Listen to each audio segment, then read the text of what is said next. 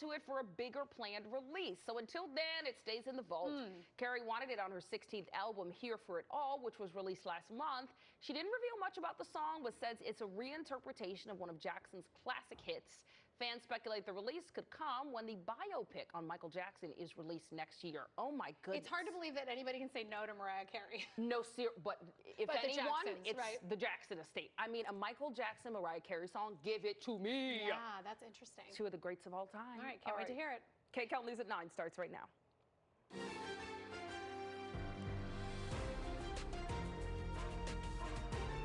This is Kcal News Mornings. Right now at 9, a defining moment in Sean Combs' future. How much time he'll be spending in prison. He learns his fate today as his sentencing is underway. We're tracking this in real time and we'll bring it to you as soon as the sentencing comes down. Also right now, the U.S. Senate is gathering for an incoming vote in hopes to end the government shutdown. Find out if their deadlock over a funding deal will get resolved. But first, we have some breaking news. An explosion that residents say felt like an earthquake rocks the Chevron refinery in El Segundo. Thank you for joining us this morning. It is 9 o'clock on Kcal News. I'm Sheba Turk. And I'm Christine Lazar, and for Jamie Yukas, we want to go straight to Tina Patel live at the scene now. And Tina, it's been burning for 12 hours now.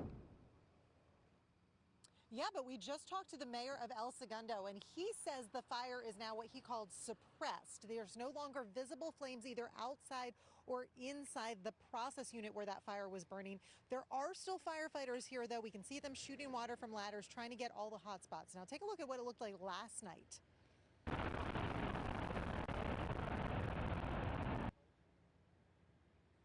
It was dramatic and scary. Witnesses say it sounded like there was some sort of explosion. It was just after 9 p.m.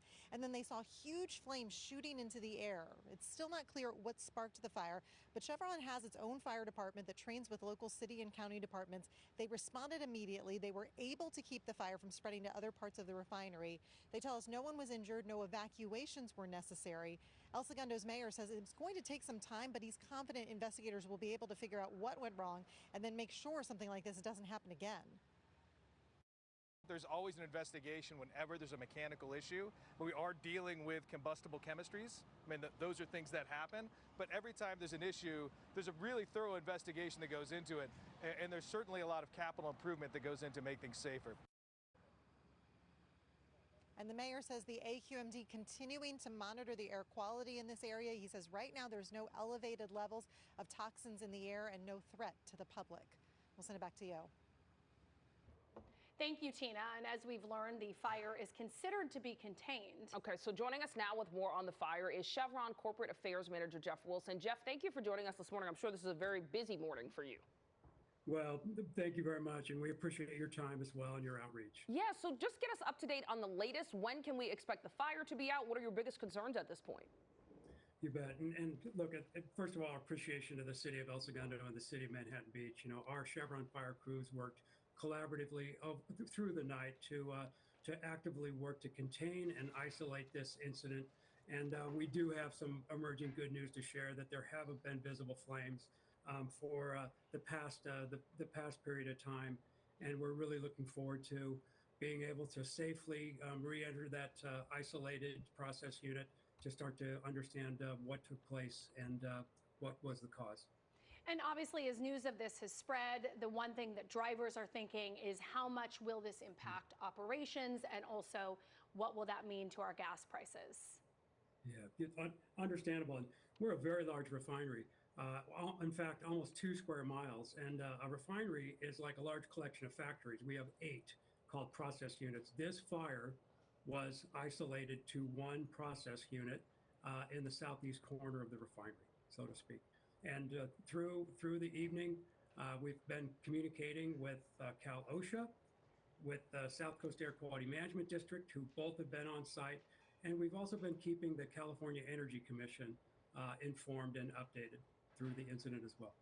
Yeah, that is great. And I guess this is the best case scenario where we don't hear of any injuries, any evacuations. And as you even said right now, no major air quality concerns. I know this is early in the investigation into what went wrong. You guys are just saying that you're not really seeing visible flames anymore. But any thoughts on what could have possibly gone wrong when we see something like this? Well, most important, like you said, we're so thankful that there were no injuries. All personnel have been accounted for.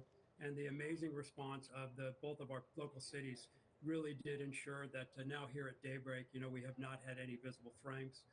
With the various agencies that we're going to cooperate with, when it is safe to get back inside of that unit, we are going to look, but it's at this point an investigation will just be initiated.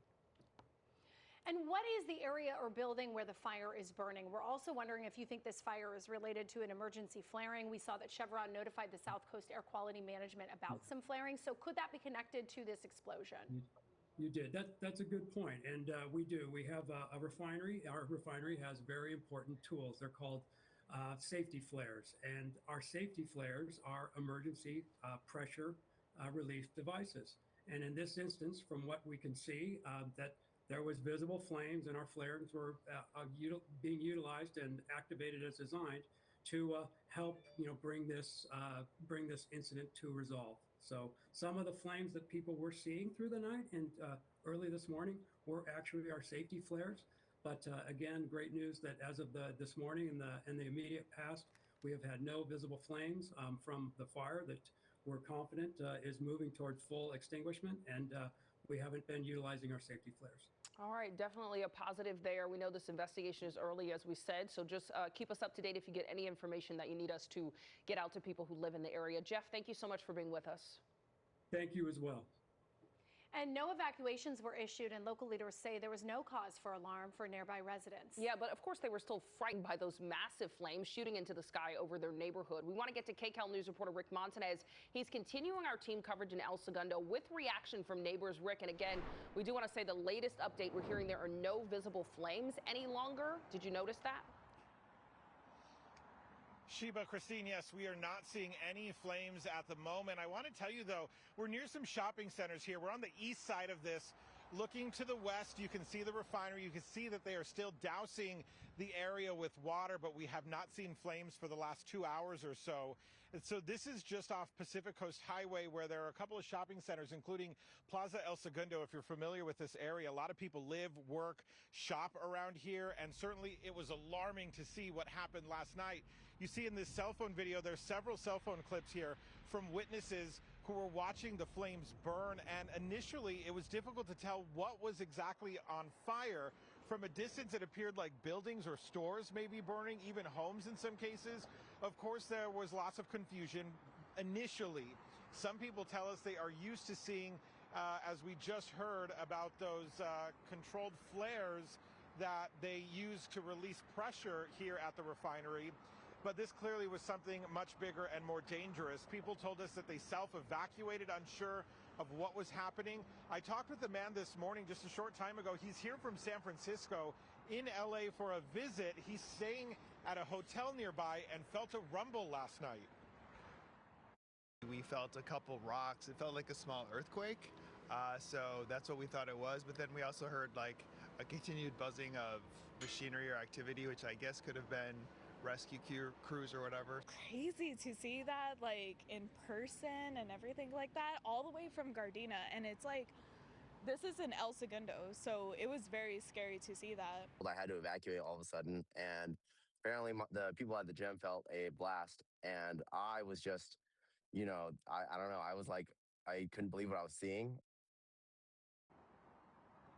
Okay, so check out these clips here. One from a neighborhood nearby. Scary from that vantage point because it looks like one of the homes or more may have been burning.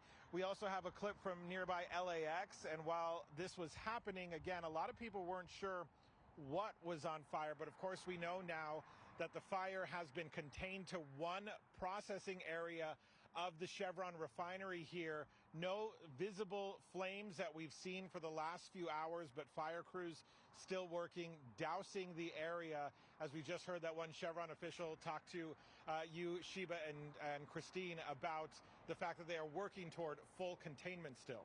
Reporting live in El Segundo, Rick Montanez, Kcal News. Absolutely. All right. It's good to see from your vantage point, though, Rick. Thank you so much. Officials are keeping an eye on air quality in the area. We spoke with LA County Supervisor Holly Mitchell about 2 hours ago. She says so far there is no cause for concern.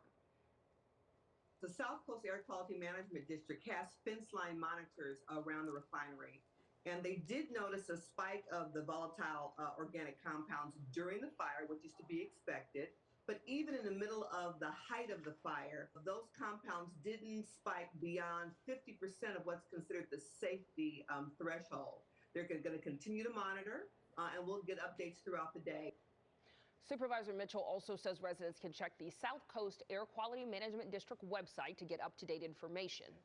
All right, now we want to get over to traffic and check things looking. Hi, so I have a new issue right now on the 405 freeway. So as you head out the door, just keep this in mind. This particular area is always slow, so this is adding to the backups that you might see there, So it's a motorcycle crash southbound 405 right before Burbank Boulevard. Carpool and 2 left lanes are blocked off. It's a 45-minute ride from Sherman Way as you continue toward Sunset. The rest of LA at the moment, we're seeing lots of red into and out of downtown, including on the 5 North from Norwalk Boulevard to the 101. That's a 22-minute commute and a 31-minute ride from Dittman to the 605. Again, that's on the southbound 5 freeway. 605 south, leaving the 60 to the 5. That's about a 20-minute ride. Orange County, you are improving. Inland Empire, not too bad as well. The 91 looks much better. 15 Cajon Pass looks a lot better as well. The 215, though, southbound at Central still has a middle lane blocked off through Riverside because of a stalled car. This will take you 48 minutes from Washington to Central. Ladies, back to you. All right, thank you, Kalina. The sentencing hearing for music mogul Sean Combs is underway in New York, and prosecutors want Combs to serve more than 11 years in prison for his guilty conviction on prostitution-related charges.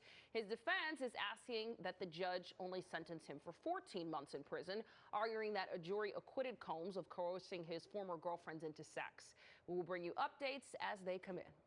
And right now in Washington, D.C., the Senate is gathering and is expected to vote soon on a government funding bill. Republicans insist the only way forward is to pass the House's short-term spending bill, but Democrats won't drop their demands that the bill include federal health care subsidies and protections for Medicaid.